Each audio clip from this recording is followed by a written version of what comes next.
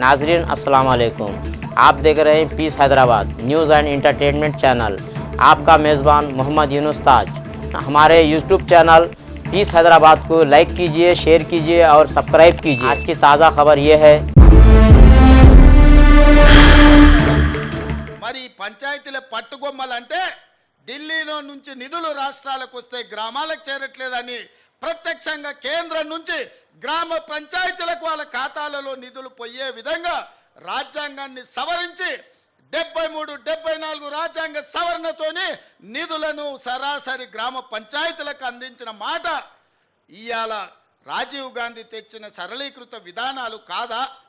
అంతెందుకు, మా మేయరమ్మ ఉన్నది గద్వాల విజయలక్ష్మి గారు, మహిళా రిజర్వేషన్ కింద ఈ నగర ప్రథమ పౌరురాలు ఉన్నది. మా శ్రీలత డిప్యూటీ మేయర్గా ఉన్నది. అక్కడ మా సోదరిమణులు కార్పొరేటర్లు ఉన్నారు, అక్కడ చాలామంది. ఎట్లయినరు తల్లి మీరు అందరూ? మహిళా రిజర్వేషన్ లేకపోతే మా వాళ్ళు మీకు ఇచ్చటోళ్ళ? మీకు ఈ కుర్చీలు దక్కేవా? ఈ నగరానికి ప్రథమ పౌరురాలుగా గద్వాల విజయలక్ష్మి అయి ఉండేదా? ఆడబిడ్డలకు అధికారం ఉన్నప్పుడే ఇల్లుతో పాటు రాజ్యంలో కూడా మీకు వాటా ఉండాలి అని ఆడబిడ్డలకు మహిళా రిజర్వేషన్ను తీసుకొచ్చిన మహిళా పక్షపాతి రాజీవ్ గాంధీ. స్థానిక సంస్థలల్లో రాజీవ్ గాంధీ గారు తీసుకొచ్చిన మహిళా రిజర్వేషనే ఇవాళ ఈ ఆడబిడ్డలందరూ కూడా ఈడ కుర్చీలలో కూర్చొని రాజ్యాధికారంలో భాగస్వాములైనరు. ఆడబిడ్డలకు రాజ్యాధికారం ఇచ్చింది రాజీవ్ గాంధీ కాదా అని ఈ సన్నాసులకు నేను గుర్తు చేయదలుచుకున్నా. వాళ్ళకెందుకు గుర్తుంటుంది? 5 ఏళ్ళు ప్రభుత్వంలో ఒక మహిళకు మంత్రి కూడా ఇవ్వలేదు. ఆ సన్నాసులకు మహిళ ఆత్మగౌరవం ఎట్లా తెలుస్తుందని నేను ఈ సందర్భంగా చెప్పదలుచుకున్నా. అలాంటి రాజీవ్ గాంధీ ఈ దేశంలో సాంకేతిక విప్లవం వచ్చినప్పుడే, ఈ దేశానికి కంప్యూటర్ను పరిచయం చేసినప్పుడే ఈ దేశం బాగుపడుతుందని, ఈ దేశాన్ని 21వ శతాబ్దంలోకి నడిపించాలి అంటే కంప్యూటర్ యుగం రావాలి అని ఇవాళ మనం వాడుతున్న సెల్ ఫోన్లు కానీ కంప్యూటర్లు కానీ ఈ దేశానికి పరిచయం చేసింది రాజీవ్ గాంధీ గారు కాదా అని నేను అడుగుతున్నా. ఈరోజు శామ్ పిట్రోడా బతికే ఉన్నాడు. ఈ సాంకేతిక విప్లవం ప్రపంచంతో పోటీ పడే విధంగా ఇవాళ సిలికాన్ వ్యాలీని మనం నడిపిస్తున్నాము, అమెరికా ఆర్థిక వ్యవస్థను మనం శాసిస్తున్నాము అంటే సాంకేతిక విప్లవం ఈ దేశంలో తెచ్చింది రాజీవ్ గాంధీ. అందుకే ఈరోజు మనం ప్రపంచంతో పోటీ పడగలుగుతున్నాం. ఈరోజు ట్విట్టర్లో పెడుతున్నాడు, అమెరికా పోయి కంప్యూటర్ చదువుకున్నా అంటున్నాడు. ఆ కంప్యూటర్ని పుట్టించింది, ఈ దేశానికి పరిచయం చేసిందే రాజీవ్ గాంధీ సన్నాసి. లేకపోతే ఎక్కడనో గుంటూరులో ఇడ్లీ కూడా అమ్ముకుంటూ తిరిగేటోనివి. ఎందుకంటే వాడికి చదువుకుంటానికి పోయినావు కదా, నువ్వు ఆన్నే ఇడ్లీ కూడా అమ్ముకొని బతికేటోనివి. లేకపోతే రైల్వే స్టేషన్లో చాయ్ సమోసా అమ్ముకుంటా సిద్దిపేటలోనే ఉండేటోనివి. రాజీవ్ గాంధీ దేశానికి కంప్యూటర్ని పరిచయం చేసింది కాబట్టి నీ బతుకు ఒక కంప్యూటరు, ఒక ట్విట్టర్ అకౌంటు, ఒక ఐటీ మంత్రివైనవు. లేకపోతే ఐటీ శాఖనే ఉండేది కాదు. రాజీవ్ గాంధీ గారు ఐటీ రంగాన్ని ఈ దేశానికి పరిచయం చేసిండు కాబట్టి ఆ సన్నాసి ఐటీ శాఖకు మంత్రి అయిండు. లేకపోతే ఆ దిక్కుమాలలోని బాధనే మనకు ఉండేది కాదు. కాబట్టి ఇవాళ ఈ పరిస్థితుల్లో అలాంటి రాజీవ్ గాంధీ దేశ సమగ్రతను కాపాడడానికి ప్రాణ త్యాగం చేసి ఈ దేశాన్ని కాపాడిండు. అంత గొప్ప వ్యక్తి విగ్రహాన్ని ఈరోజు సచివాలయం ముందల ట్యాంక్ బండ్ మీద పెడితే రాజీవ్ గాంధీ విగ్రహం ఎందుకు పెడతారని అడుగుతారా? ఎంత బలుపు మాటలు కార్యకర్తలారా, ఒకసారి ఆలోచన చేయండి. అధికారం పోయినా మదము దిగలేదు. గాంధీ కుటుంబాన్ని కుటుంబ పాలన అంటున్నారు. ఆ సన్నాసులకు చెప్పండి, రాజీవ్ గాంధీ గారు ప్రధానమంత్రిగా చనిపోయిన తర్వాత దాదాపుగా 15-20 ఏళ్ళు కాంగ్రెస్ అధికారంలో ఉంది. సోనియా గాంధీ గారు ఏ పదవి తీసుకోలే, కేంద్ర మంత్రి పదవి తీసుకోలే, ప్రధానమంత్రి పదవి తీసుకోలే. 2004 నుంచి 2014 10 సంవత్సరాలు బలమైన యూపీఏ ప్రభుత్వం ఉన్న సోనియా గాంధీ గారు, రాహుల్ గాంధీ గారు ఏ పదవులు తీసుకోలే. కేంద్ర మంత్రి పదవి కానీ ప్రధానమంత్రి పదవి కానీ తీసుకోలే. ఆనాడు రాజీవ్ గాంధీ గారు చనిపోయినాక దాదాపుగా 3 దశాబ్దాలుగా పైగా కాంగ్రెస్ పార్టీలో గాంధీ కుటుంబం ప్రధానమంత్రి, కేంద్ర మంత్రి పదవి తీసుకోలేదు. పదవి త్యాగం అంటే వాళ్ళని చూడాలి, ప్రాణ త్యాగం అంటే వాళ్ళని చూడాలి. స్వతంత్ర పోరాటం అంటే ఆ కుటుంబాన్ని చూడాలి.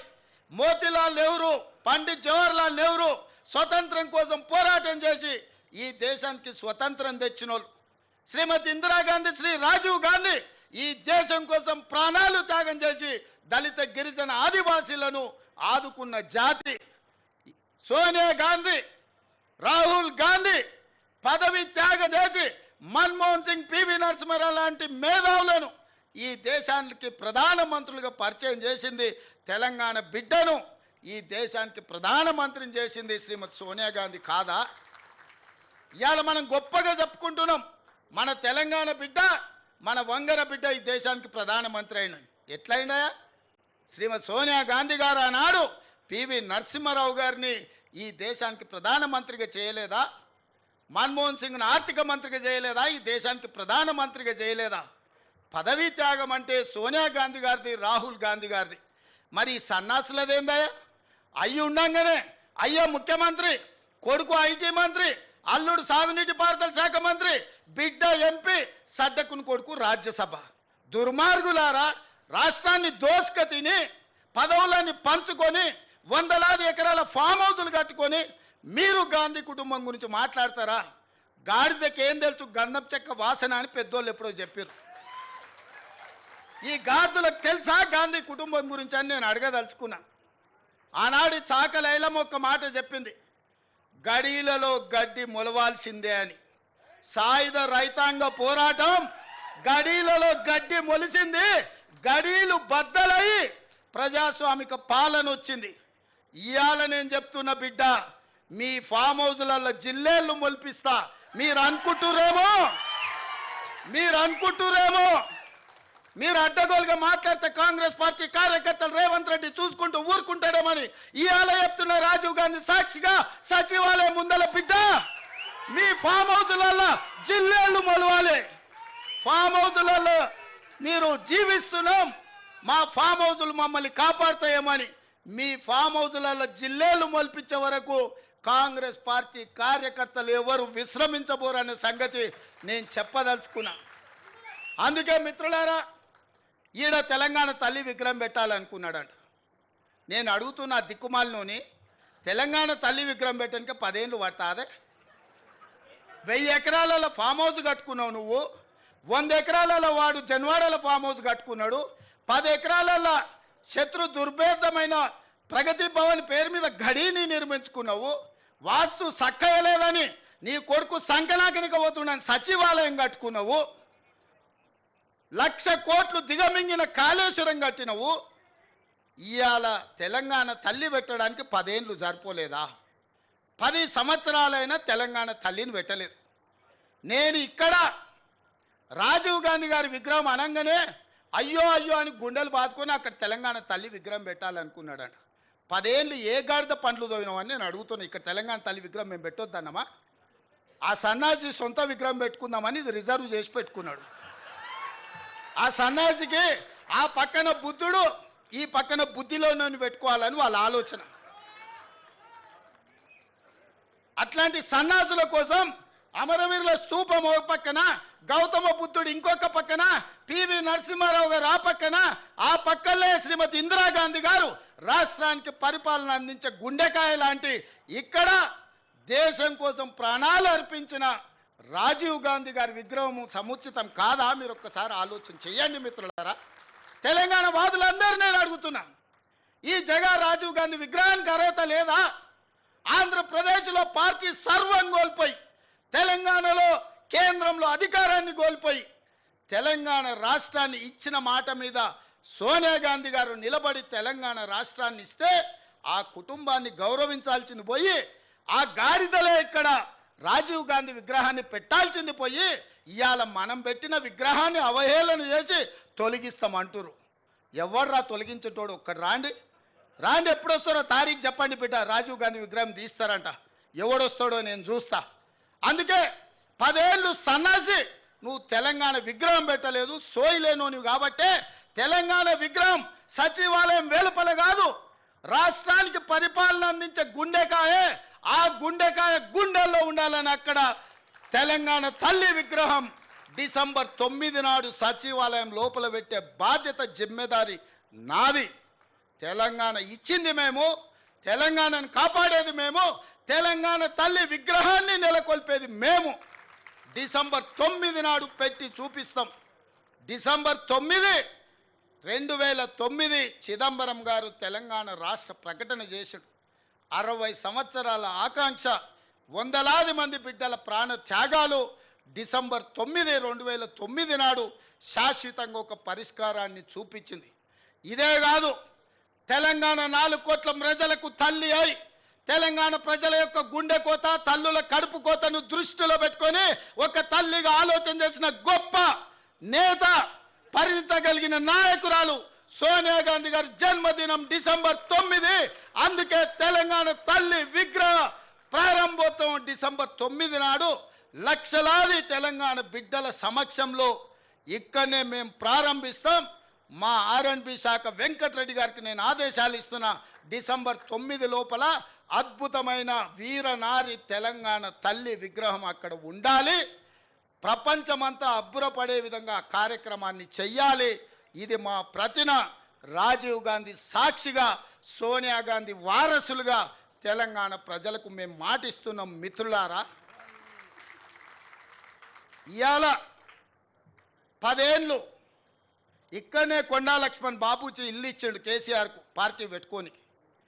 అది కూలిపోతే నిలవ నీడ లేకుంటే నీకు ఆశ్రయం ఇచ్చిన కొండా లక్ష్మణ్ బాపూజీ చచ్చిపోతే కనీసం ఆఖరి చూపులకు కూడా నువ్వు పోలేదు. ఇంతకంటే దుర్మార్గుడు, నీచుడు భూమి మీద ఎవడన్నా ఉంటాడా? అట్లాంటి కొండా లక్ష్మణ్ బాపూజీ పేరు Indian institute of handloom and టెక్స్టైల్స్కి ఈరోజు ఆ ఇన్స్టిట్యూట్కి కొండా లక్ష్మణ్ బాపూజీ పేరు పెట్టినాం. కింగ్ కోటిలో మహిళా యూనివర్సిటీ వీరనారి చాకలి ఐలమ్మ ఏ తల్లి అయితే గడిలలో గడ్డి మొలవాలని మాకు స్ఫూర్తినిచ్చిందో వీరనారి చాకలి ఐలమ్మ పేరు ఆ మహిళా యూనివర్సిటీకి ఇవాళ పేరు పెట్టుకున్నాం. ఇదే కాదు, ఆనాడు పాత్రికేయ రంగంలో రాణించి సాయుధ రైతాంగ పోరాటాన్ని ముందుకు నడిపిన సురవరం ప్రతాప్ రెడ్డి గారి పేరు తెలుగు యూనివర్సిటీకి ఈరోజు మనం పెట్టుకుంటున్నాం. 10 ఏళ్ళు వీటికి పెద్దల పేర్లు, గొప్ప వ్యక్తుల యొక్క నామకరణం చేస్తే ఎవరన్నా వద్దన్నారా? అన్నిటికీ నువ్వు, నీ కుటుంబం నువ్వే దోసుకోవాలి, నువ్వే దాచుకోవాలి, తెలంగాణను మొత్తం దిగమింగాలన్న ఆలోచన ఇవాళ కుటుంబానికి పట్టింది. వాళ్ళు ఊహించలే కాంగ్రెస్ పార్టీ కార్యకర్తలు బండకేసి కొడతారని. ఇవాళ ఇంకా షాక్లో నుంచి తేలుకోలే. రెగ్యులర్గా ఆయనకు షాక్ ట్రీట్మెంట్స్ జరుగుతున్నాయి ఫామ్ హౌస్లో. ఎందుకంటే అతనికి వాస్తవం అర్థం కావట్లేదు. అధికారం పోయింది, ప్రజాపాలన వచ్చింది, గడీలు బద్దలైపోయినాయి, ఇవాళ వాళ్ళ బతుకులు దివాలా తీసినాయి అన్న సంగతి ఆయనకు అర్థం కావడానికి కొంత సమయం పడుతుంది. ఈ లోపల కొంతమంది చిల్లర మల్లర గాళ్లను మన మీదకి మాట్లాడిస్తున్నారు. కాంగ్రెస్ పార్టీ కార్యకర్తలారా అప్రమత్తంగా ఉండాలి. ఈ కాలకేయ మూట మళ్ళీ గ్రామాల మీదకి రాబోతుంది. ఇవాళ వాళ్ళని వదిలించుకున్నాం. మిడతల దండై తెలంగాణను కబలించాలని ఇవాళ వీళ్ళందరూ కుట్రలు చేస్తున్నారు. ఈ మిడతల దండును పొలిమేరలు దాటే వరకు తరమాల్సిన బాధ్యత మీది, నాది. మనందరం కలిసికట్టుగా ఉంటే ఈ మిడతల దండును పొలిమేరలు దాటే వరకు తరిమే బాధ్యత తీసుకుందాం. డిసెంబర్ 9 నాడు తెలంగాణ తల్లి విగ్రహాన్ని ఆవిష్కరించుకుందామని చెప్పి మీకు అందరికీ తెలియజేస్తూ మీ అందరి దగ్గర సెలవు తీసుకుంటున్న ధన్యవాదాలు మిత్రులారా.